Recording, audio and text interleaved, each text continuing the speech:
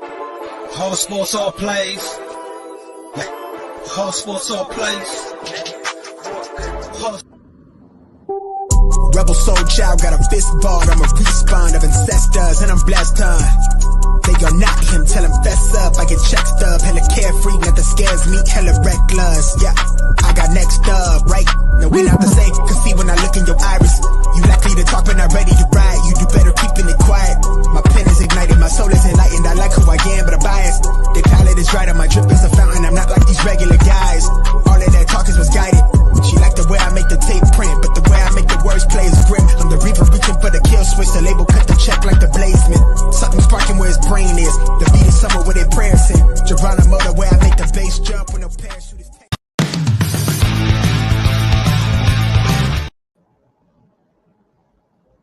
What's going on? What's up? Welcome back to another episode of Throwing Hands, Season 2. I believe this is what? Episode 2? Episode 2. Man, it's been one of those years already. Already got big news happened this week. We got John Jones coming back to the heavyweight division. What do you think about that? I know, dude. That was crazy right there. That whole flip flop with Francis walking out, and then now it's with Cyril Gain. Like, what the hell? Did you see what they said though about what Francis demanded and why he in whole ended up getting walking out or whatever you want to say? Yep. And you know what? I honestly agree with him. That was he was setting the conditions for fighter health coverage, for more fighter pay, for better fighter representation, and allegedly the response from the organization was, "Sorry, that's not how we do business." And he Did was you all see like who that. his fighters were he requested to fight? Say again? Did you see what fighters he requested to fight? No, I didn't see that part. He requested 2 fights against John Jones. It was for 2 fights against John Jones? He requested 2 fights. So he requested 3 fights. He had 3 fight requests. It was supposed to be a 5-fight it was supposed to be a 5-fight contract. And Okay. all the other requests that he had already had made public, which was the fighter pay, the health insurance, so on and so forth. And then he had, of the 5 fights, he had 3 requests. 2 of those requests were fights against John Jones. Okay. So it's ironic we get him to walk out, and days later, John Jones is not only announced to be returning, but he's already returning with a scheduled bout. That's what's ironic.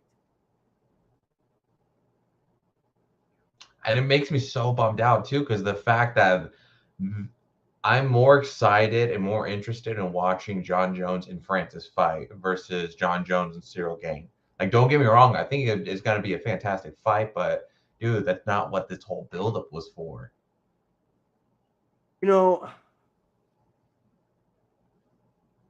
It's to me, John Jones has to have a warm-up fight. He has to have a warm-up fight. Am I calling Gaines a warm-up opponent? Not exactly. But he can't step in and go directly against Francis. It just doesn't make sense. Right. So I get he had to fight somebody else, but I would have loved to see Jones and Gauntlet. Yeah. That would have been. I feel like it may happen still eventually, like down the road, because the fans want it. We all want to see that fight happen. I feel like maybe if it somehow ends up being a different organization, they could pull it off. I think he's going to boxing. Francis? I think so too. I think he wants to take up a money fight with Tyson Fury. There's so much money to be had there. He hasn't made the money that he's wanted to make. He's punished his body as much as he's had already. I mean, I think he goes after the bag right now. And one fight can pay him and sum up what he's already made in the UFC. Yeah, probably in one fight he'll make more than what he's made in his entire UFC career. Yeah, it's crazy, man. It's crazy. Other than that, how you been? Wait, say again, you froze. Oh, my bad, my bad. I said, other than that, how have you been? Dude, let me tell you something. 2023 is the year of injuries. That I must say right now. I You had got like injured last again? week, dude, I'm getting like riddled with injuries right now. And I'm not even like, well, I mean, I'm busting my ass, but it's like, bro, my right knee buckled up last week. I couldn't even like bend my knee. My left knee is now fucked up. I tweaked my elbow. I got tetanus last week. I got sick last week, bro. It's been going We're nonstop, gonna and have I've to buy still you been a just. scooter. You're gonna have to like, go straight from a car to a scooter. You're gonna be on wheels at all times. Yeah, bro, for real. I'm gonna buy two, like straight up two knee braces, two ankle braces, like all of it. If I look funky, I look like a GI Joe mate inside just the random Sahara jungle. So be it. Yes, yes, yes. Well, today we do have a special guest, don't we? Don't Yep. we? We have. Yeah, we do. I'll go ahead and let you introduce him. Well, I'll tell you one thing. My first impression of this dude when I met him was that brick wall, guaranteed. And this man, he is a brick wall that is ready to brawl. He's a savage born to deal damage. He's so wild, he wrestles with crocodiles. Legend has it, he told the devil to make him a sandwich. This man generates so much force, he decapitated Chuck fucking Norris. He is the one, the only Fred Suniga. Bring him on. What's up, guys? How we doing? What's up, man? What's going on, Fred? How'd you like Dude, that intro, man? I don't know about the Chuck Norris joke. Chuck might come after me, man. For all I know, he's listening right now. Yeah, you're hired. Every time I do an intro, I want you, Josh. Well, I'll make thanks, sure thanks. Josh is gonna be the next Bruce Buffer for sure. And Yeah, man, yeah. sorry, my roommates. Oh, uh, No, you're good. how are you guys doing? Josh, what's up with you getting injured all the time, man? Bro, I don't know. I turned 25 and then bam, stomach surgery. I get fasciitis in my foot. My body's falling apart.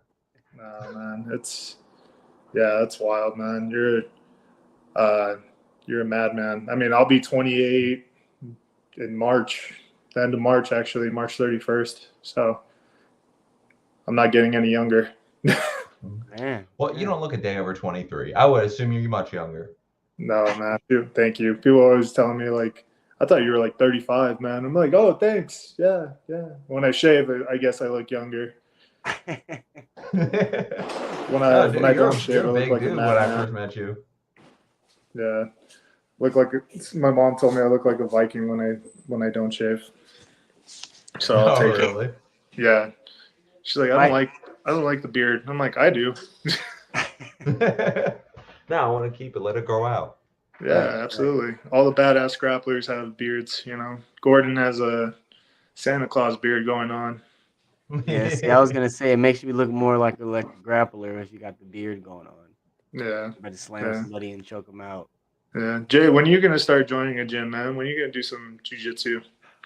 Man, I'm trying to find some more time off. So That's such a Josh good is making his question. way to Phoenix. See, Mhm. Josh is making his way to Phoenix.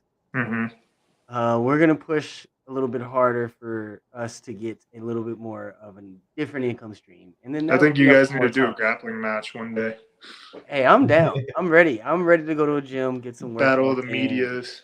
You know, Yeah, and there we go. Dude, straight up, once I move out to Phoenix, I'm gonna buy a mat for my apartment and come on over, James. We'll grapple. We'll go a few Yeah, rounds. we won't televise it. It'll just be for everybody that's on the show. Just a guess. I don't know, man. I don't know. The way that Jake Paul did what he did, I think we should televise it. No, I think so. I think you guys. The thing is, Jake Paul might want to challenge you to a boxing match afterwards, even though Well, that's just what he does. Well, listen. The Yeah. last couple of fights that I've seen, I think that I'd be all right. I'm waiting for a YouTuber to challenge me into a boxing match. I'd be like, sure, sounds good to me. That only works in my favor, boy.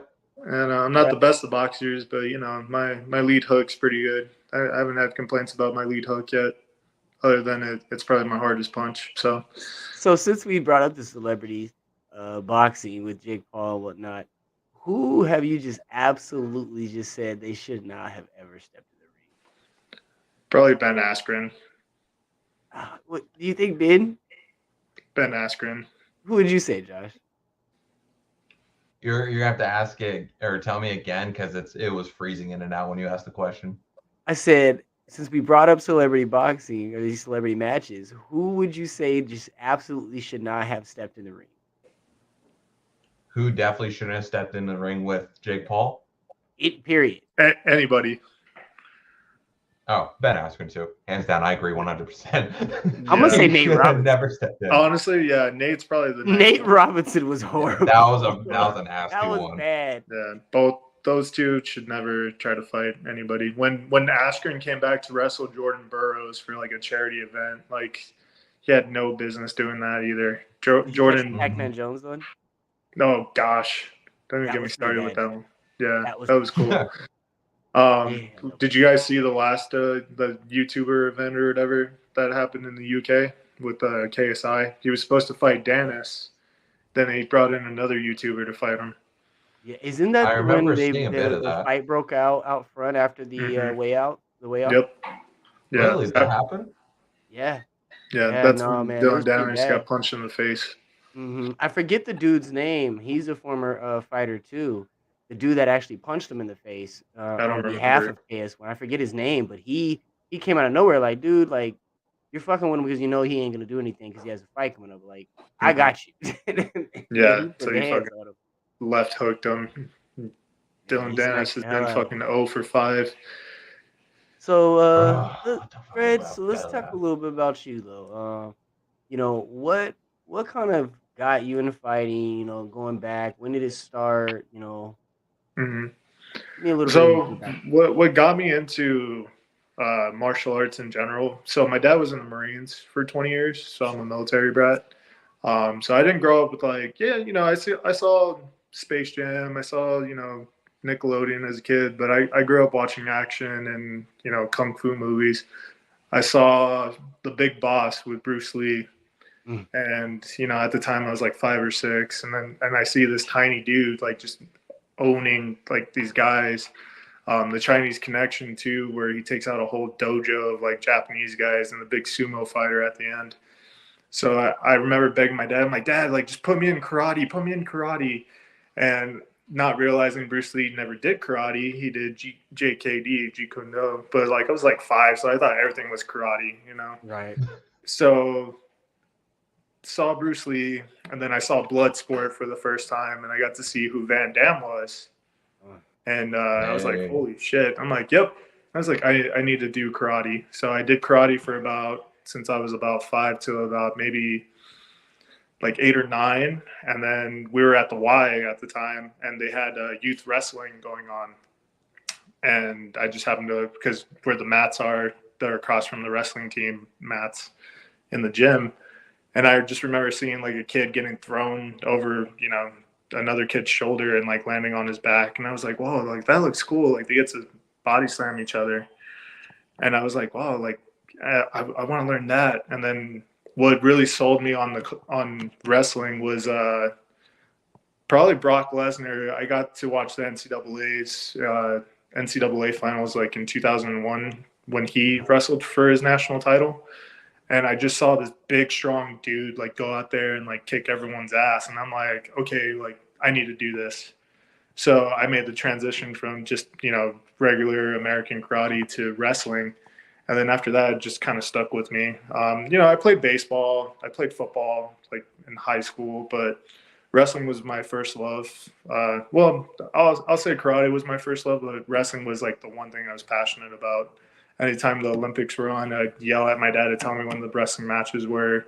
I watched pretty much every NCAA final for wrestling since like 2003. So me being the oldest of 4 kids now, I have my 22-year-old brother who wrestled all 4 years of high school, and my 12-year-old brother, he did a wrestling camp last year. So I'm trying to pave the way for them. Like it's it's a very good sport. And, you know, in high school, it's like the Marines of high school sports. You dedicate so much time, and you have to be mentally tough to do it, you know? Yeah. Yeah, That I always could brings tell us too that back. you had a big wrestling background just because the way you're built and your frame, and Yeah. then you kind of gave the appearance you came from like military background as well with your family. So I was like, I bet he doesn't I remember wrestle. you asking me if I was in the military. I'm like, no, my dad. Dude, And you're a big dude. Surprisingly, I get it from my mom's side of the family. Like my dad's like 5'7", maybe he was like a $170, like in the military. My mom's short too, but like her brother's like 6'2", 280. My grandpa is like another guy that's about like 6'2", 6'3". Me, I'm barely maybe 5'11", 6 foot. So I'm still considered short. That's where I'm at. Yeah, yeah, I'm a short king, as women like to call us. But yeah. I don't know. I make Jay look kind of small next time. The last time we did an interview, Right. No, you I felt bad. I definitely made watched me it. I look was like, small. "Oh, poor Jay." He probably is like, "God damn it! I had to look up when I talked to this guy." And We got to turn I'm the camera used down to a it. little bit, get you more frame. I'm used to it. It's Right. all good. It's all good. No. But no, that does bring us back because I mean, it's a common thing when we talk to fighters on our show that wrestling was such a strong point of most of these guys in their childhood. Hmm. There's a lot of variations of other practices between BJJ, karate, and et cetera, Muay Thai, whatever. But the common thing is that wrestling. A lot Hmm. of these guys go back to wrestling, and how much even though you said Bruce Lee kind of got your eye, and you got into karate when you were 5. How much do you owe actually going and transitioning into the cage to your wrestling? I'd say I owe it a lot because of, take the athletic side of it, just the mental toughness you have to go in to survive a practice, man. Think about it. I can remember my practices from middle school to high school. We'd run 5 miles. We'd Ooh. run a certain distance and then run back. That's 2.5 miles down and back. So that's about 5 miles total every day of practice. Like that was the warm up. You know, get our running shoes off, put our wrestling shoes on, grab our headgear, grab our knee pads, whatever. All right, let's go into hand fighting after I just ran 5 miles and, I had like maybe a couple sips of water. And if you're cutting weight, you're having like no water in you. Um, Yeah. That's why I you give a know, lot of credit to with wrestlers because the mental aspect I feel is the biggest part that transitions so well with wrestling to MMA because they're already getting accustomed to the idea of having to go through a weight cut. They're the mhm, ones that already have to get in a shirt, a sweatshirt, a sauna suit, mhm, run multiple miles, go on the bike for literally 40 minutes straight, hop in the sauna, and just creating that mental toughness mhm. translates so well to MMA.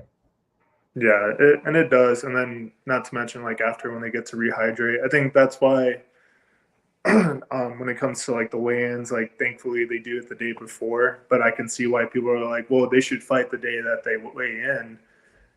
And I'm just like, no, like you for the sakes of both athletes, like you need them to Everybody rehydrate because involved. I've wrestled in tournaments where my sophomore year I cut down to 168 and I was like maybe 190 in the off season, which I had like no reason to cut down to 168 other than our 180 pounder was like a total stud. He looked like Captain America's like brother. And I was like, I do not want to wrestle off and be on JV my sophomore year. Like, there's a free spot. Like, just suck it up and cut the, like 18 or sorry, 14, 15 pounds. So I sucked it up. It sucked. I never, Mhm. like, I see photos of me from that year and I'm just like, I can never get my body weight that low ever again. Like, I'll be 230 until like I die. Yeah, dude, it's hard. That's why I give you guys so much praise because I did a weight cut just for shits and giggles to experience it. And dude, that last week of sauna bike, sweatshirt, sauna suit, It's dropping, hell. I think Yeah, I dropped 20 pounds in just like 2-3 days, and dude, I felt like shit. I remember you posting it on your story about that, and I was like, wow, that's sick. Like 20 pounds in 2 days. I've never done that. It takes me at least a week to do that. Yeah, dude, it sucked. I Yeah. drank like 8 gallons of water and then just Yep. nonstop bike. Was it distilled water too? Because that's how you get the things flushed out. Oh, you use distilled water? Interesting. I just use regular water. I didn't know that trick. Like the last couple of days of your cut, that's what you drink. And it helps you pee out a lot faster and helps you sweat. It's what I was doing for this last cut, but we all know how that went. Yeah, dude. Let's talk a little bit about fight. Let's talk about a little bit about Rough 51. I mean, so when did you actually find out about it? Because you found out kind of close to the time too, right? Yeah. So I found out. So we were in the camp.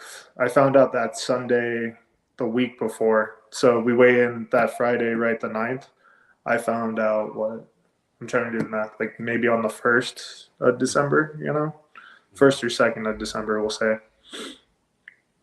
And I just get the call. Like I got done like with a nice day of training. Like I'm like, all right, cool. Like we're chilling. I got like maybe 6 or 7 pounds to go to get down to the weight that we agreed. And I see it's Jason, and when it's Jason, I have Rough Promoter underneath it, and I'm just like, this can't be good. So I'm just gonna hope it's him giving me the schedule for the week. I answer it. Hey Fred, how you doing? It's Jason. Hey Jace, how you doing, man? Oh, not too good. I'm like, oh God. Well, so they pulled him out, and I'm like, oh God. His coach pulled him out from the fight, which, if something was up, like I never got a full explanation what happened. Maybe he was injured or maybe something personal happened. It's part of the fight game. I know his coach, Santino, wouldn't do something shady. I've met Santino multiple times, and he's a nice guy.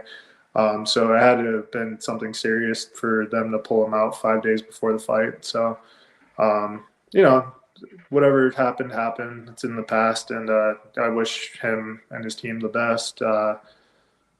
And that's all I can do is just keep moving forward. It was nice because I kind of had time to, one, get food in my body and rehydrate. Two, I got to meet you guys and enjoy the show. It was a good night of fights too. They went out there for my guy Princeton from Jays and UKF. He kicked ass, and then I saw him after his last fight at LFA, so it was pretty cool. And then I also had the opportunity to like really sit down and think about like this next year, and like if I get the opportunity to do a fight camp, like that'd be cool. Am I known as a fighter? Not so much. I'm known more for my grappling. And when I saw how big no-gi grappling is starting to become now, I was like, okay, I really need to focus in on my goals. If I have the opportunity to do another fight camp and train for it, I'll do it. But right now, like after like sitting down and talking about it, like with friends, family, coaches, I was like, I need to really focus on this no-gi stuff because I can make a career out of it eventually. I'm not saying I'm going to be the next Gordon Ryan or Craig Jones or those guys, but now those are the guys that are paving the way for submission grappling to become like not like the NFL or something, but to where I can make a living doing that professionally. So that's where I've been just kind of assessing my goals and aspects in life right now, as well as just trying to get my name out there. It's always tough, and you try to stay humble and honest without selling your soul to the devil, or trying to be like another Jake Paul or those YouTuber guys that, hey, look at me right here. It's like, no, I want to be the guy that just shows that he can do it and then, get the credibility. Right. So you're kind of like a pivot, kind of like a little bit of a pivot. Yeah. Yeah. Now, I mean, do you have any tournaments in mind already for the year that you're kind of targeting? Yeah, so there's one on the 25th, which is like the day of the rough card. It's American Grappling Federation. It's a pretty big tournament out here. AZ BJJ tournaments are always big to do. ADCC is coming with their open tournaments. I think they have one out here in Phoenix and then another one in San Diego that I'm going to go do. And then in October is with the East Coast Trials in New Jersey, which you win that, you go to the World Championships for Abu Dhabi. Will I say that I can win? I'm not sure, but I know I'm going to go out there and give it my all. I did West Coast Trials last year, right before I did my first MMA fight, and I loved it. I went against the 6th seed. I was like the 51st ranked guy. I had like 212 guys in my bracket. That tournament, if you win that tournament, man, you're a legitimate badass because you have to do like 8 or 9 matches in a 2-day span. Wow. So like your first day, you do maybe 4. Your second day, you're doing like 5 matches. Yeah. And so give me a little more breakdown of how the tournaments work, because those 8 to 9 matches, it's just kind of back to back, right? You guys don't really you'll probably get like, a break, like maybe like a 15 to 20-minute break. It depends on how big the brackets are. So like me, I competed in the super heavyweight division, which is 99 plus kilos, which I don't plan on doing this year. I'll probably go down to the 215 or 193 class, and I want to just be a fucking savage when I go out there. So the way that this tournament works for the trials, there's 6-minute matches, and I'm not too sure if you guys are familiar with the rules with ADCC, but the first half of that match, there's no points. So like if you take the dude down the first like half, so like, let's say it's a 6-minute match, the first 3 minutes, there's no points at all. So it encourages guys to go for the finish faster because they don't have to worry about, certain points that you get. Like when you take someone's back, that's like a 3-point move. You don't get that the first half of the match. Right. So it's the last 3 minutes when they start taking points. Yeah, and they'll yell out points, and then that's when people you can strategize. Like if you're a really good wrestler, which if you watch the trials and the tournament, wrestling on the feet was the most important thing about that whole tournament.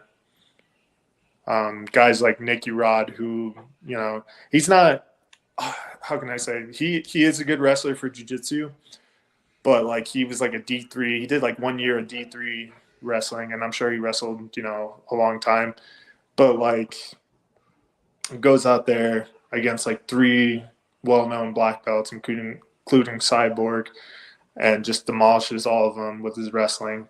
So then that was 2019. So then fast forward in 2022, when I went to go watch the World Championships, people really had to focus in on the wrestling aspect. Like, oh shit, I really need to learn how to take people down, or like how to stop a takedown. Right. So it's kind of cool to see that because, in jiu-jitsu, people are like, oh, wrestling's not really good for it. And I'm like, well, it is if you know what you're doing. Right. So, and that, to me, that's like the square. That's like the fundamental of fighting. You can do whatever you want in any of, obviously Muay Thai, if you're just doing stuff like that. But that's like the fundamental. It seems like of most of these combat sports is the wrestling base. You got a good wrestling base, you have a chance to be successful.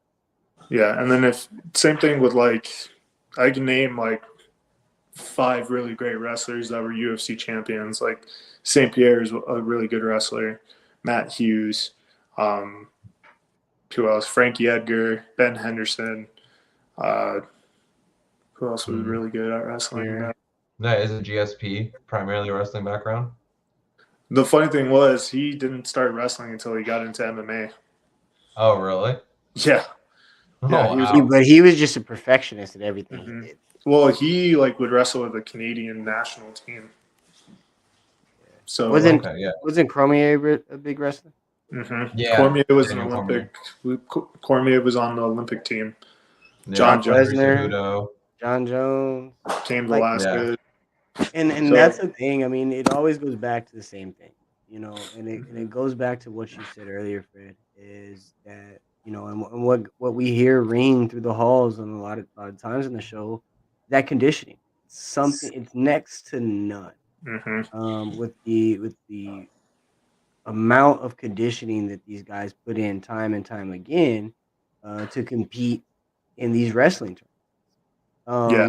And then you switch and you look at, just like you were talking about with this particular tournament, you got 8 matches spread across 2 days. You're getting Mhm. 20, 30 minutes in between them. If you've If that. never, if you've never done nothing like that before, good luck. Yeah. Good luck. Yeah. Yeah. It's tough. Like. Yeah. Especially too, if say example, one of the first few matches that you go through out of the 8 to 9 is already an absolute exhausting, like you had a tough ass opponent. Well, then you still got 5 more people you got to go through just to be able to win the tournament. So it's just the Mhm. demand on the cardio, the conditioning, and just to be Right. able to survive, adapt, and move transition and Mhm. just get the W. It's hardcore, honestly. It That's why is. I give you guys so much praise, because at the end of the day, the combat sport industry, it's a killer be killed sport It where is. you're not even guaranteed, you're not even guaranteed victory, but you're still going through that absolute grind Mhm. of a weight cut, the just the mental toughness, having to deal with your environment, what you can overcome and what you can't control. Right. And you have to be in that mindset where like, no, fuck all this. I'm gonna win. I'm gonna win, period. Nothing's gonna stop me. And you have to force just everything to be in your Mhm. hand. Yeah. For me, when I did it, I was like, I think I was like a 3 or 4 stripe blue belt, like working on getting to purple. And I was like, my good friend Jimmy House, which I'm sure you guys have heard that man's name so much in this damn state. He did East Coast 2021. Won his first match, which, by the way, that had to go to overtime. So he had 2 matches that went to overtime, and he lost his second match, unfortunately, due to like a technicality. The guy was a stud wrestler too, shot a double leg. Jimmy jumped into like butterfly guard to like try to get him off, and they gave the other guy 2 points, saying that it was a takedown. And Oh wow. yeah, it's yeah. So for me, like when I went into it, so he was going to do West Coast trials with me, but then he went to WrestleMania, which he's trying to make his name into the pro wrestling scene, right? Nice. And yeah, so he told me he was proud of me. I unfortunately lost to the number 6 seed. He played the point game really well. He was a really good wrestler, hand fighting, uh, and then he just caught me with like an outside trip, with a throw. I fell to my back. They gave him 2. I started working back up to like at least try to get back to my feet and wrestle him back. Um, so he had a good game plan. He knew what he was strong at, and I mean, you think I'm a big dude? That dude looked like a damn silverback that I went against. I was like, I really hope I don't get fucking mauled today. And people were like, dude, you did real good. You like held your own. The crazy thing is, you do 6 minutes, and then they throw in another. I think it's like another like 3 or 4 minutes, depending on the match limit. Oh, So that's overtime. Let's say nobody scores, right? Then it goes to a judge's decision. So think about it. You're on the mat for maybe And for the 15 trials like 9 to 10 minutes, and then you may get a oh. decision, and then you have like maybe 5 to 10 minutes to cool down and then get warmed up again, and then bam, you're out there. So that's why like they tell you like for tournaments like that, and Gordon says it best. He's like sub them quick, So with all that, I need to know what your meal looks like for the morning of. What's that? I need to know what your dinner the night before and your breakfast the morning of looks like. Okay, so dinner, it depends. So like right now for my meals and stuff, I do tilapia. a little, like a half cup of rice, white or brown or jasmine, whatever. It's all carbs. Um, I do some potatoes, some sweet potatoes sometimes when I'm feeling fancy. Um, Greens, obviously, you know. Uh, it's nothing out of the ordinary. Right now, because I'm trying to get shredded like Josh. So I got it's, my tummy going right now. oh, dude, sorry about tummies. But you know, working on cutting down. Just I feel stronger. I have a really good weightlifting coach. The way that my weight training has been programmed, which is cool because I've never really had a legitimate coach to program me, and it helps that he's a good friend of mine too. Um, it's a lot of like mobility work for my hips, my knees, my upper, like my shoulders, like stuff you need for grappling and fighting, but also getting that power aspect. Like he had me the other day, like, okay, you're gonna do 5-second pause squats, 3 sets of like 4 with like 225, and then like this week it was like, okay, now you hold it for 3 seconds, now add 10 to 15 pounds. And people were like, oh, that's not a lot. I'm like, okay, you hold it for 5 seconds on the downward movement, by the way, and then try to push back up for 3 to 4 reps. It usually changes Yeah, that's everything. killer. Now, is the workouts that gets designed for you, are they kind of, how do I say it? Are they kind of designed to work with like Nogi Jiu-Jitsu? Like, for example, what I've been trying to do in my training is that like to push somebody off and kind of shimmy and get them off you in top position.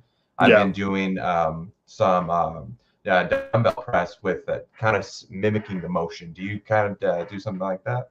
Yeah, so I do what we call like a Larson plus press, which is your neutral grip, right?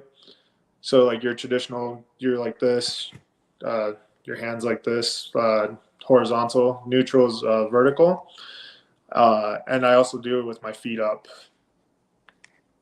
Okay, to kind of simulate then the actual environment of grappling. Yeah, and also because like you have to learn how to really keep your core balance, and also you're pressing with no leg drive, because I'm sure you guys have seen it in powerlifting. Like leg drive is a big deal for like bench press, and also for like jiu-jitsu when you're bumping somebody off. You know, you're using your legs. So a lot of that. My personal favorites are like when we have deadlift workouts. Just something about deadlifting. My personal best on deadlifts is about 615 pounds. Damn. Yeah, that was when I was very heavy on powerlifting and just wanting to be strong, you know. Next time I need to move my house, I'm calling you over. Oh, absolutely. You get the couch, the dresser. Yeah, I'll just throw it over my shoulder like, all right, make way. Yeah, there you go. Dude, I love deadlifting. I'll be like Mr. Incredible with the train, you know, just leg press on the train. But yeah, like it's fun, man. I enjoy it. I kind of I've been told by a few people that have seen me at the gym that I look like a man on a mission. I was like, I am. Like I'm trying to be strong for what I'm trying to do, you know. But I'm also like obviously when you first meet me, you probably think like, this guy, you know, it looks like he wants to rip someone's head off. I'm sorry, I have RBF for a guy, you know. I wasn't gifted with my mom's beautiful face. I was gifted with my dad's. That was one thing I do remember the whole night though. I remember you were sitting back with my dad. You and your crew, and you guys were like the nicest guys in the world too. And same with you, Josh. Like I was like, oh, what's up, man? And, every time I came over to your guys' section, you guys were just cracking jokes the whole time. I'm just dying. You guys. Yeah, man. No, like I a lot of my personality comes from my mom. So she's very outgoing. She hugs everybody, dude. Like, and I tell them like, hey, like, you know, there's people out there that probably don't want you hugging them. Like, what's wrong with them? And I'm like, you know, what's wrong with them? Yeah, everybody needs a hug in life. No problem. I know. What's wrong with the hug? No, yeah. I mean, she'll hug like the grumpiest person, and they'll crack a grin. And I'm like, all that shit for what, you know? So I've learned to carry myself that way. Just always humble, be polite. It's always sir, ma'am, or, you know, until like we get to know each other. It's like, oh, what's up, bro? How you doing? And that's just the way that I've been brought up in this world. You know, you're always respectful. Like I always believe, like the ones that have it, you know, like don't need to show it. Mm-hmm. You know, unfortunately, in the fight game, like people pay for that. You know, people want to see characters. So the quiet guys that can really kick ass get overlooked all the time. You know, I'm pretty sure that's Until why. you punch them in the face and, you know, they catch a Like couple that's of why Z's. I always think the UFC did Mighty Mouse so dirty. I was gonna bring that up. Because he's fighting soon too. He's fighting that Brazilian guy one more time. He was ass. He was just honestly, it's probably the best thing that happened to him was going to one championship because he's making money. He's making good money. I saw a thing for one where they showed his line to meet and greets. Bro, it was like half of the arena. I can imagine it, man. I mean, damn. even when he was in the UFC, he was one of the biggest draws there was. Yeah. Well, I remember he did a meet and greet out here because they had a fight out here. It was the first event here. It was Stipe and Dos Santos. And he was like one of the people to meet. And I was like, yeah, this is like the most dominating like champion. And I met him within like 5 minutes. His line was so short. Yeah. I mean, and you know what's crazy? Mighty Mouse just came out saying, I think it was like 2-3 days ago, how when he was fighting, even at the peak, when he was at a 10+, 14+ fight win streak, he was only getting paid like 23,000, then 40,000, 60,000. It wasn't until like his last few fights where he finally broke like 130,000 and then an extra 100 for the win, stuff like that. And who was around during those last couple fights? Who had just broken in during that time? Because I think like somebody Cejudo. Yeah, I think there was somebody that had just broken in that was talking shit, and he ended up getting a big payday, and that's why they had to go ahead and give Mighty Mouse a big payday because they dogged the hell out of Mighty, and he was even when he was defending titles, they were never really just giving him front stage. He was always second fiddle. There was always 2 title shots on the card, or he would get thrown on a Ronda Rousey card, or he would get thrown on something crazy, and they weren't giving him the feature. Well, like remember when they did that season of Tough where it was like all champions and like the winner of that tournament got to fight him at a fight night event, not even like a pay-per-view. And that's just so disrespectful because they would have never asked any of the past guys to do something like that. They would have never asked, McGregor, hey, come over here to fight night. We're gonna have these guys trained to fight you. Come on. Yeah. And you know what? That was probably my favorite season too, because like these are like crafty veterans, like guys that are in the UFC, like Tim Elliott, who fought pretty much like the top 5 guys, and he's had a pretty good MMA career, and he was the one that won the show. I don't know if you guys saw that clip of him, like when the UFC was in the Apex, but he found out his opponent like was beating his girlfriend or something like that. So he was like telling him, he's like, "Oh, you're a woman beater, really?" And I was just like, "Whoa, you up." Yeah, I do remember that. Yeah, I'm just like, whoa, like, like, don't get me wrong, like fighting's, you have animosity, but I'm like, that's a whole nother level. Like, and the fact that he did that where like there's no crowd. Like, it's one thing if you say it and then 100,000 people are screaming, but like that's an empty arena, bro. Like everybody can hear you. Yeah, no, and he meant that shit with a passion. Yeah, man, it's nuts. Yeah, I mean, it's definitely a sport that's one of a kind. It is, but it's so funny because like I do security and I do some bouncing, just to make extra cash, right? And the one thing I'll always get from like new customers or like regular customers are like, yeah, I told my friend you do UFC. I'm like, well, it's called MMA. He's like, well, whatever. Like, yeah, he's a fighter. I hate it when casuals get that wrong. And I'm just like, bro, like, I don't need this shit right now. Like, like I don't need some guy swinging, his Johnson saying like, oh, that stuff doesn't work out here. And I'm like, okay, sure. Yeah, you just got to deal with that headache at work. Yeah. We were talking about the new age and, Yeah. and how because MMA wasn't very popular until the UFC. We've talked about it so many times about how people believe they're training for UFC and Mm-hmm. they're not training MMA. Mm-hmm. And it's just crazy how, quote unquote, into something you can be and be Right. so oblivious to what you're into. Yeah. That's why I me and James always here, we're also educators. We gotta educate the public. Well, right. everybody's not educated, so you got to Yeah. No. educate. You always got to educate. I had a guy ask me to like put him in like a chokehold and see if he could break out. Yeah, we'll do a I'm live like, demonstration. And I'm like, brother, like I can't really do that. Like I'm not a black belt in jiu-jitsu. I'm a purple belt, Like ask a black like go to a school and like ask them to do that. Yeah. You're gonna turn into one of those YouTube reels where they go Dude, to these things and challenge the so sensei and end up getting knocked out. yeah. Yeah. Yeah. That's why I give you a lot of respect too for the fact that for your career aspirations, you're not necessarily focusing on MMA, but you're going for no-gi grappling because of the opportunities it presents to you. Like with the issue that we were just talking about with the UFC, and it affects the pay and everything, and it raises the question like, is it really worth it? But now you see Yeah. jiu-jitsu rising as it is, and there's a lot of opportunity. Yeah. And it was so crazy like going to that tournament to the actual like world championships and like seeing these guys that like I freaking idolize. It was at the UNLV arena, the college like basketball arena. That thing was filled up like both days. Dang. So I'm like, dude, this is like the Super Bowl of grappling. And it was so funny when I was in line to go into the arena, I heard a dude telling his buddy about it.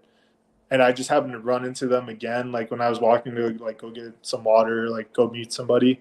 They both go, he's like, yeah, by the way, he's signing up to my gym on Monday when we're done here. And I'm like, dude, good on you. Like, he's like, it's so much fun. And I'm like, you're not going to be as good as them. Let me just tell you that right off the bat. Like, somebody on a podcast mentioned this. Like, jiu-jitsu is like the hobby for people that are good at just sucking.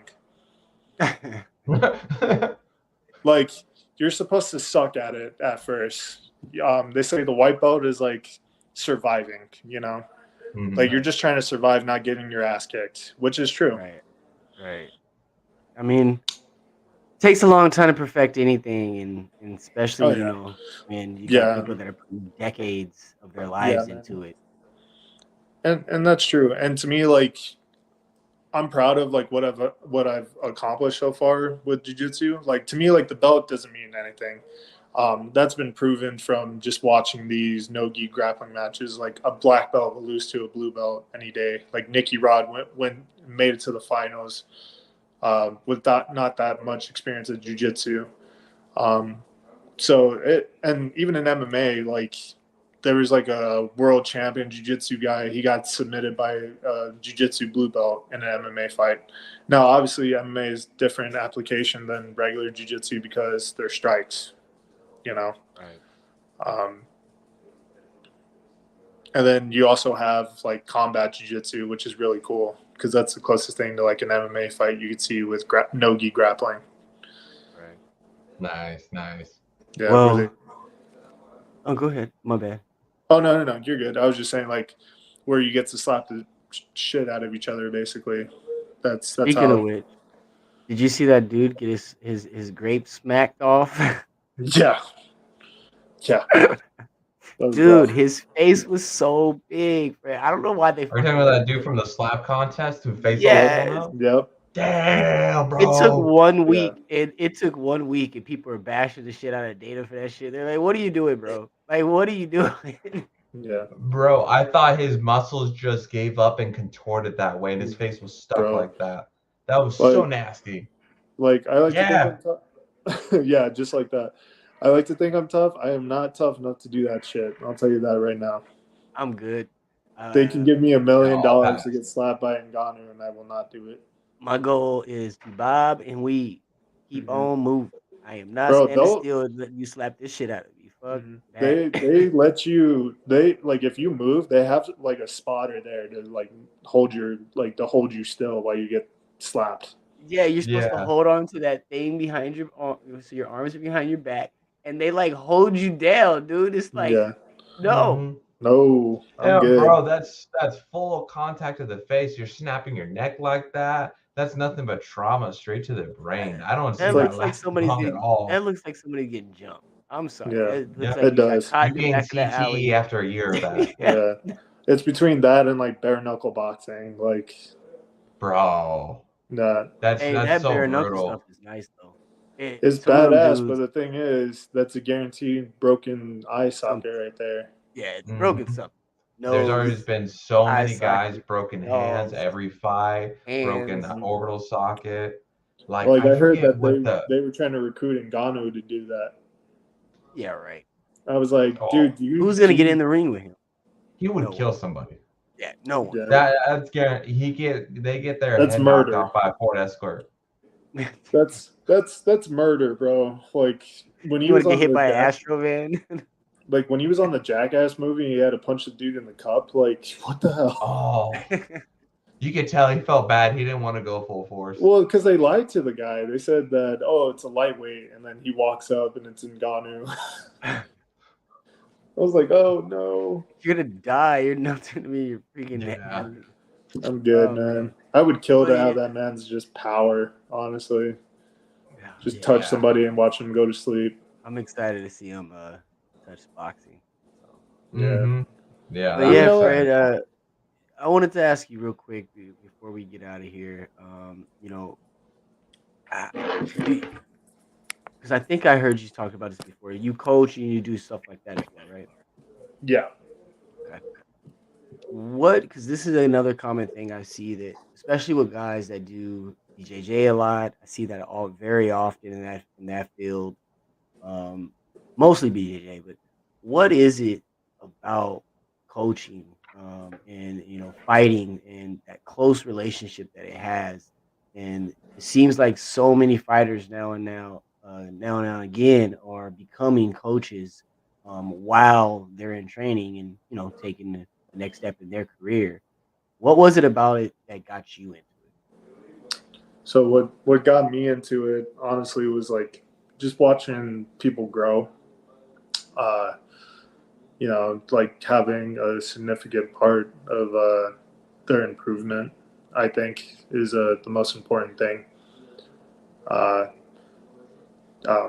Like I volunteered like with Pee Wee football, youth wrestling, but like to watch somebody who doesn't even know how to like throw a proper punch, teach them something like that. And obviously not to like get into fights, but like to stop and prevent the fight. So to me, like coaching, that's a very important thing for sure. I feel like too, coaching, especially like if you're in a training camp, it even still contributes to your training. Because if you think about it, when you're going through the coaching process, you yourself are having to really define the fundamentals, the every motion, how you twist your hips, how you pivot, where your shoulder is at, how you grab. And it Yeah. makes you really focus and dial in. I feel like it really contributes to the training itself. Oh yeah, definitely. It definitely contributes to that. It just you take mental notes like, okay, maybe like if you watch your client or whatever, like the person you're coaching do something, I'm like, maybe I should try that too. Like it keeps the fundamentals fresh in your brain when you do this stuff. So it's definitely something I admire a lot, like when it comes to that. And also just like how calm, like if you're a head coach, just how calm you are. I love watching like Greg Jackson when he coaches because he's very calm, but he's also passionate as well. He's just a genius. I love that passion too. Mm-hmm. Well, I don't know about like. So Greg Jackson's obviously very passionate. I mean, he told GSP to hit a dude with his groin when he pulled it. He did. Like it was. I remember that. The Thiago Alves fight, UFC 100. GSP's like, I pulled my groin, and he's like, I don't care. He's like, we got 2 rounds. Hit him with your groin if you need to. And I'm like, I mean, it's not illegal, you know. Talk about top But pressure. yeah, nothing beats the Edwards coaches, Leon Edwards coaches, like literally like telling him to not feel sorry for himself and like you're down. Like he's like, you are down 2 rounds. Like you need to do something. I think it's like the #1 trending sound like on TikTok every time I watch TikTok. Yeah. That audio will pop up and I'm like, you know what? Like I need to do I need to do some extra work now because I'm just motivated. Well, Fred, I just want to, man, thank you again for coming on. Uh, Yeah, it's thank been you a guys for having me. pleasure. You know, before we let let you get out of here, is there anybody you want to shout out? Where can they find you? All that good stuff. Sure. So on where you can find me on Instagram, FJ Sierra S as in Sam I ERRA FJ Sierra 5. Big shout out to all my coaches, my family, my friends, my weightlifting coach Jimmy House, uh, jiu-jitsu coach Scott Tannenbaum at TNT MMA. My sponsors, Fueled Supplements with Josh Morin and Wayne, and Team House Strong with Jimmy House and Irving Dominguez, Jacob Hayes, and Matt Olson. Just a lot of people to thank. 2023 is going to be a good year for all of us. I believe it. And like what my friend and good friend Jimmy says, like if you manifest it, it happens. Stay tuned. I'll definitely be watching out for you guys. Josh, get that elbow healthy. Stop being injured. Jay, get into a grappling school, man. Let me know whatever you need. You guys definitely got to do a tournament this year. I don't care if it's like the smallest one, but definitely got to do one. And you know, we're gonna see how this year goes. Hopefully, some big moves happen this year, and just on the grind always. Sounds good, man. Hell yeah, man. Hell yeah. Yes, sir. Well, definitely keep us posted on your upcoming tourneys. I want to catch one live, so we got Definitely the one will. on February 25th. I'll probably definitely be at a 52, but the next one in the year, let us know. I want to come. Yeah, I definitely. want to participate in a couple. Yeah, man. Let me know. That ADCC Open tournament out here in Phoenix, that's going to be a big one. So I'll definitely let you guys know. Yeah. Those are a lot of the best grapplers out in the state are going to be there too. So plenty of people to see and watch. So Nice, definitely, man. yep. Well, Fred, until next time, man. I really appreciate you coming on again, Yeah. and we'll talk to you soon. See you Yeah, guys. thanks for Thank you coming so on, much. man. Much love. Yeah. Take it easy. Yeah, peace, man. All right, man. Another good one in the books. Yes, sir. I Anything really you like that want to? one. That was a good one. Yeah, no, that was a really good one. I enjoyed it. It was easy to talk to since the jump. Since we first met, it was cool. It's really smooth, and it's good hearing about other ways to go about it and how people are making this a career, and him pivoting his focus and put into the grappling and just hear his journey. Yeah, yeah, exactly. And I like he pointed out something that like we've been kind of vocal on that's been really showing its dominance in the US, and that's combat sports, jiu-jitsu, wrestling, MMA. It's really coming to be a mainstream thing to the point that these guys can make a genuine career out of it financially instead of just taking like these fights that pay like $1,500, something like that. Like you got like Gordon Ryan, first dude ever to get a 7-figure contract strictly just to compete in jiu-jitsu. Right, and it's really putting more pressure, I think, on Dana White than anything. Yep. And we always go back to it, and I'm gonna continue to because Dana, your clock is ticking, bro. You're gonna have to make some changes. You can be as stubborn Yep. as you want to be. People are gonna start leaving. We talk about it all the time, and the money talks. And Yep. These other places are paying. Yeah. But and yeah. I think we're really seeing the effect now. Yeah, no, it really is, man, and it really is. It really is. In Nagano, you know, we talked about Mighty Mouse earlier. Yep. You know, we've seen numerous people leave the UFC and be successful, becoming a pattern. So, Yep. Exactly.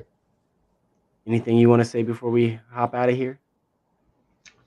I think we yet again dominated another episode. This is only the second episode of the season 2 for 2023, and I can already tell it's still going to get better and better. And we're going to aim high for this year. We're aiming high, Willie.